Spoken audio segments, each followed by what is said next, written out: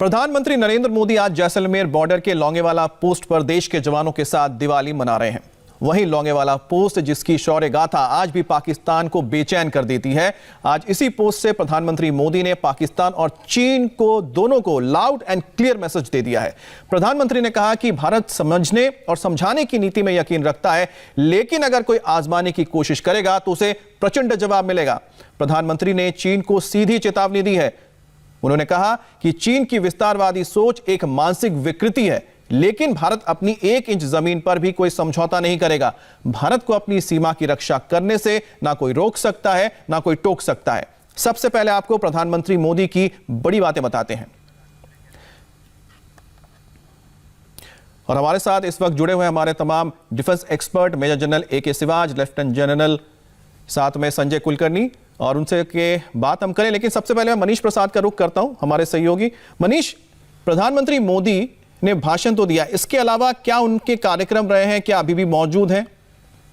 देखिए, सबसे बड़ी बात इस पूरे उनके जो उन्होंने बात की जवानों से, उसमें 3 बड़ी बातें थी। पहली बात इंटीग्रेटेड और साथ में आत्मनिर्भर भारत। दूसरा कि ये नया भारत है, आर्म्ड जो सिक्योरिटी फोर्सेस हैं वो इतने सशक्त हैं कि आतंकवादियों के खिलाफ कार्रवाई करने के लिए सक्षम है। और तीसरी बात, चीन के विस्तारवादी नीति के खिलाफ अगर कोई खड़ा है तो भारत खड़ा है, और चीन को पूरी तरीके से नेगोशिएट करने के साथ साथ वो उनको जवाब देने के लिए भी तत्पर और तैयार है। इसके साथ अब प्रधानमंत्री नरेंद्र मोदी वहां पर मौजूद जवानों से मिल रहे हैं। साथ में हम आपको बता दें कि भारतीय सेना के जो सिग्नल कोर के वुमेन ऑफिसर्स हैं वो वहां पर मौजूद है। और ये पूरा इंटरनेशनल बॉर्डर का एरिया, जहां पर बॉर्डर सिक्योरिटी फोर्स के साथ साथ भारतीय वायुसेना है। और 1971 का जो 4 से 7 दिसंबर का समय था वो भी बहुत महत्वपूर्ण है लोंगेवाला के लिए। तो इसीलिए ये रणनीतिक तौर पर एक इंपॉर्टेंट डे है और इंपॉर्टेंट जगह है, और इसीलिए प्रधानमंत्री नरेंद्र मोदी इन सभी से मुलाकात कर रहे हैं, इनसे बातचीत कर रहे हैं। खासतौर पर modernisation, arms, ammunition, weapon system, logistic, इन सभी के बारे में जवानों से बात करते हुए प्रधानमंत्री नरेंद्र मोदी, जो इस समय बॉर्डर सिक्योरिटी फोर्स के सीनियर ऑफिशियल्स वहां पर ऑन ग्राउंड मौजूद हैं, और साथ में भारतीय सेना के जो सीनियर ऑफिशियल्स हैं उनके मुताबिक। और मनीष, मुझे लगता है कि जब प्रधानमंत्री मोदी यहां पर जवानों से बात करते हैं या फिर ऑफिसर से बात करते हैं तो उनको जो एक फीडबैक मिलता है ग्राउंड सिचुएशन का, वो बहुत मददगार साबित होता है जब हम डिफेंस को लेकर कोई नीति बनाते हैं। लेफ्टिनेंट जनरल कुलकर्णी, एक बात बताइए, प्रधानमंत्री ने साफ शब्दों में एक बात कही है, हम समझते हैं, समझाना भी जानते हैं, लेकिन कोई आजमाने की कोशिश करे तो प्रचंड जवाब देते हैं। क्या है इसका पूरा क्लियर मैसेज? इसमें कोई शक नहीं कि जिस तरीके से प्रधानमंत्री ने कई एक बातें जो आज कही, उन्होंने बहुत ही चुन चुन के अगर कोई उनको सुने, और जो जगह भी उन्होंने चुनी है जिस तरीके से इस बार दिवाली के लिए, मुझे लगता है वो भी एक काफी कुछ दर्शाता है कि किस तरफ उनका इशारा है। यही एक जगह थी जहां पे 1971 लड़ाई में मेजर चांदपुरी ने अपनी कंपनी को लेते हुए जिस तरीके से शिकस्त दी पाकिस्तान को। एक कंपनी क्या नफरी, 84 थे उस कंपनी में और 4 थे लड़के BSF के, और कितने मारे गए पाकिस्तान के, 200 सैनिक, कितने टैंक बर्बाद हुए, 40, कितनी गाड़ियां बर्बाद हुई, 500। यहां तक कि लंदन से उनके फील्ड मार्शल आए इंग्लैंड के देखने के लिए ब्रिटेन के कि क्या ऐसी लड़ाई है जो महायुद्ध में भी नहीं हुई, इतनी सी छोटी सी टुकड़े ने इतने शिकस्त कैसे दी, इतने चीनी टैंक, इतने शर्मन टैंक्स कैसे मारे गए। ये देखते हुए और जिस तरीके से उन्होंने आज चांदपुरी, जो ब्रिगेडियर चांदपुरी, वो भी उनका निधन भी 17 नवंबर 2018 को हुआ, उन्होंने उनको राष्ट्रदीप कहा। और यह एक लड़ाई है जहां पर सवेरे एयरफोर्स के हंटर्स ने 40 टैंक्स को बर्बाद किया, 40 टैंक्स को बर्बाद किया। सही बात है, प्रधानमंत्री मोदी ने वो जगह चुनी पाकिस्तान और चीन को संदेश देने के लिए। जनरल शिवाज, एक बात बताइए कि जिस तरह से प्रधानमंत्री ने एक और जिक्र किया था शब्द का, उन्होंने कहा था कि जब भारत की फौज सशक्त होती है तब आप नेगोशिएशन टेबल पर जब बैठते हैं तो आपके पास अपर हैंड होता है। उनका संकेत किसके तरफ था? देखो, दोनों तरफ था, एक तो चीन की तरफ भी और पाकिस्तान की तरफ। देखो, ये बताने की कोशिश की है कि आपकी मिलिट्री पावर, इकोनॉमिक पावर एक ही सिक्के के 2 पहलू हैं। अगर आप मिलिट्रीली स्ट्रांग हैं तो आप इकोनॉमिकली भी स्ट्रांग होंगे, आप डिप्लोमेटिकली और पॉलिटिकली भी स्ट्रांग होंगे। कहीं ना कहीं तो ये बहुत ज्यादा साफ सुथरे शब्दों में प्रधानमंत्री ने चीन की तरफ इशारा किया है कि आज की तारीख में भारत एक सक्षम है। देखो, एक आपको थोड़ा पीछे चलना पड़ेगा कि जिस प्रकार से चीन आया था मई और अप्रैल के बीच के अंदर लद्दाख के अंदर, उसने सोचा था कि भारत अभी कोविड-19 के अंदर बिल्कुल एक प्रकार से इन्वॉल्व है और जो कुछ चीन करेगा उसके ऊपर वो कुछ नहीं कहेगा, मगर उसको चीन को एक प्रकार सरप्राइज लगा जिस प्रकार से हमने डिप्लॉयमेंट की और उसके बाद हमने उसका जवाब दिया, ईंट का जवाब पत्थर से। जो 29-30 अगस्त की बात करने की कोशिश कर रहे थे जो प्रधानमंत्री कि उस टाइम हमने पलटा ही बदल दिया, क्योंकि छोटा क्लास रेंज लेने से आज भारत उस स्थिति में है कि हम डोमिनेट करते हैं चशूल मोलदोव को, और जहां से चीन आया था स्पांगुर गैप से 1962 में, आज वो हमारे कब्जे में है।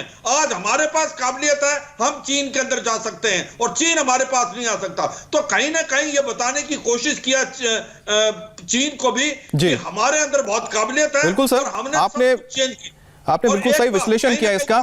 मनीष, एक बात बताइए कि जो बातचीत हुई थी 6 तारीख को बातचीत में बहुत सारी चीजें ऐसे सामने आई जिसमें कि चीन पीछे हटने को तैयार हो गया। उसमें जो रोल था फौज का और फौज ने जो डोमिनेटिंग वहां पर पोजीशंस हासिल किए थे उसका कितना रोल था, क्योंकि प्रधानमंत्री ने उसी बात का जिक्र किया है।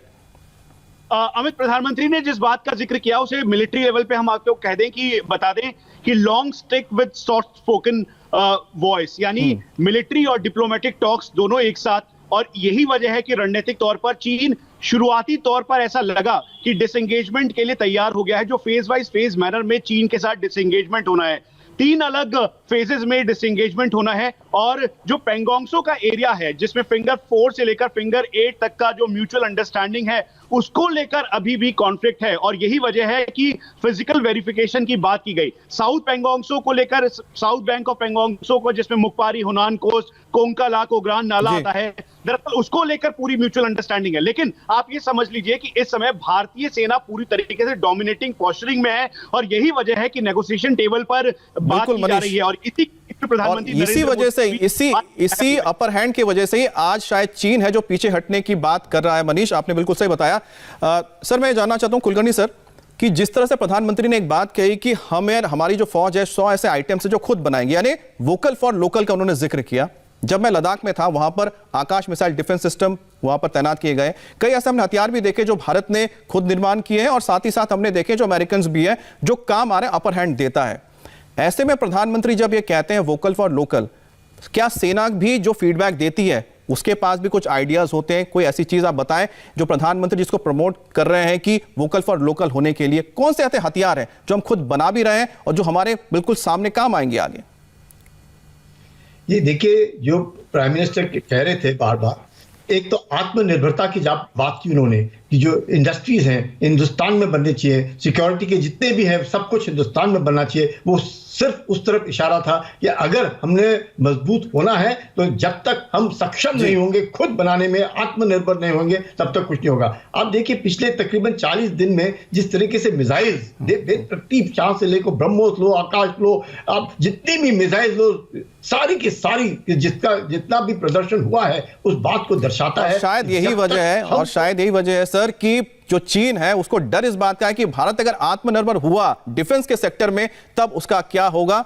और हम बात करते हैं कि जिस तरह से प्रधानमंत्री मोदी ने लोकल चीजों को लेकर, यानी वोकल फॉर लोकल, आत्मनिर्भर बनने को लेकर जो लगातार बात कर रहे हैं, फौज उसमें किस तरह से आगे बढ़ रही है, इस पर बात करेंगे। लेकिन एक बाइट पहले आपको सुनाते हैं। प्रधानमंत्री मोदी ने जब यह कहा था कि बैटल ऑफ लोंगेवाला का जिक्र किया और कहा कि लोंगेवाला जो पाकिस्तान के पसीने छूट गए थे, जहां पर पाकिस्तान की पूरी टैंक रेजिमेंट तबाह हो गई थी, और इसको लेकर पाकिस्तान को क्या मैसेज दिया है यह आप समझेंगे।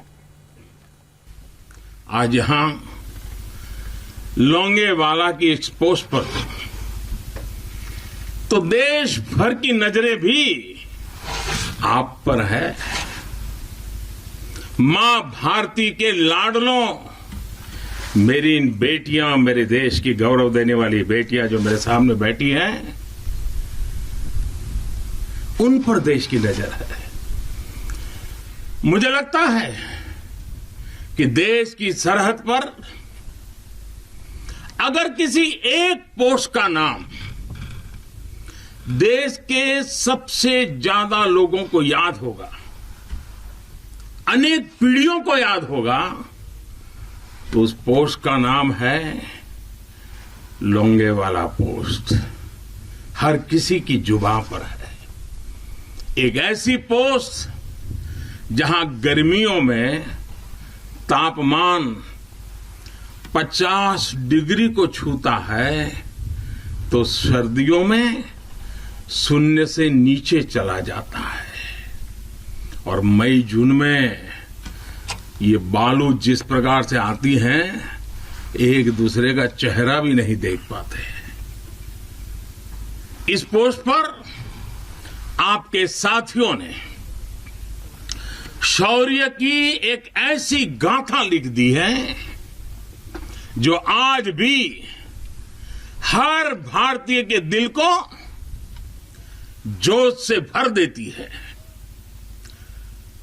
लोंगेवाला का नाम लेते तो प्रधानमंत्री मोदी ने लोंगेवाला का जिक्र किया। शिवाज सर, बताइए कि प्रधानमंत्री मोदी ने लोंगेवाला को चुना और आपको पता है कि कल ही हमने पाकिस्तान के सारे बंकर्स तबाह कर दिए एलओसी पर, तो इसका कोई कनेक्शन आप देखते हैं क्या? और बिल्कुल देखते हैं। देखो साफ सुथरी बात है, अभी लद्दाख के अंदर हमारा जो है मतभेद चला हुआ है, स्टैंड ऑफ है चाइना के साथ, और दूसरा हमारे के साथ है पाकिस्तान के साथ। और पाकिस्तान के साथ जो कल हमने एक बड़ा जवाब दिया वो काबिले तारीफ है। देखो क्या किया है भारत ने कि पूरा, एक तो पाकिस्तान ने सबसे बड़ी हरकत क्या की, गुरेज सेक्टर से लेके उड़ी तक और उसके बाद आप पुंछ रजौरी तक फायरिंग स्टार्ट की। हमने जो कार्रवाई की उसके अंदर उसके कम से कम 12 से ज्यादा सैनिक मारे गए, उनकी 3 पोस्टें बर्बाद हो गई, अम्यूनिशन डंप बर्बाद हो गया, एफओल डंप बर्बाद हो गया और उनके लॉन्च पैड हो गए। और इसी प्रकार ये लोंगेवाले की बात बता रहे हैं। लोंगेवाले में 1971 में जब सीधी सी बात है कि अगर हमारे जवानों ने कल पाकिस्तान के बंकर्स उड़ा दिए, उनके 11 सैनिक ढेर कर दिए और साथ ही प्रधानमंत्री अगले दिन पहुंचते हैं लोंगेवाला जहां पर उनके टैंक्स तबाह हो गए थे, पूरे का पूरा टैंक रेजिमेंट तबाह हो गया था, तो पाकिस्तान समझ ले कि भारत क्या करने की क्षमता रखता है। एक ब्रेक ले रुकेंगे, वापस लौटते हैं, आपको बताएंगे कि प्रधानमंत्री की कुछ और बातें जिसका जिक्र करना बहुत जरूरी है क्योंकि मैसेज लाउड एंड क्लियर है।